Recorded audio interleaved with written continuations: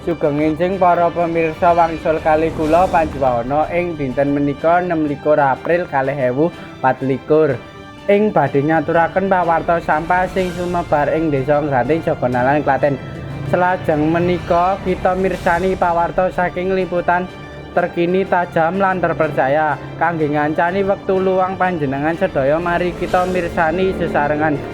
Tasih kathah warga ingkang dereng ngatosaken kebersihan lingkungan kanthi cara membuang sampah kanthi sae. Kathah sampah ing dipun buang sembarangan mliginipun ing pinggir-pinggir dalan utawi ing lepen. Lan niki pawarta salengkapipun.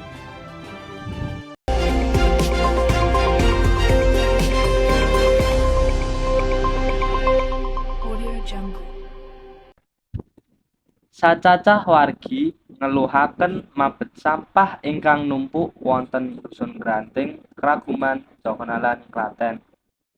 Sacacah wargi sampun tetaunan nimbun sampah lan boten buangipun dhateng papan sampah ingkang dipun bucal dhateng kebon tanpa pandang wulu dadosaken sampah-sampah ingkang numpuk. Wonten sampah-sampah sasanesipun kados plastik, kardus, tirah, teda lan sanes-sanes. Sampah ingkang pating slebar wonten kebon kembung wargi sampun lawas.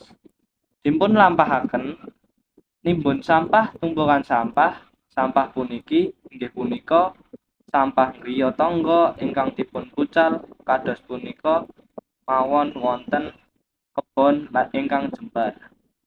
Lan masyarakat sawentawis boten tahan kalih mabet sampah ingkang kathah. Lan margi sampun ngengken petugas kebersihan lingkungan kangge dipunkelola supados saged bermanfaat kangge masyarakat. Punten menawi enten lepat saking kawula saking liputan terkini tajam lan terpercaya.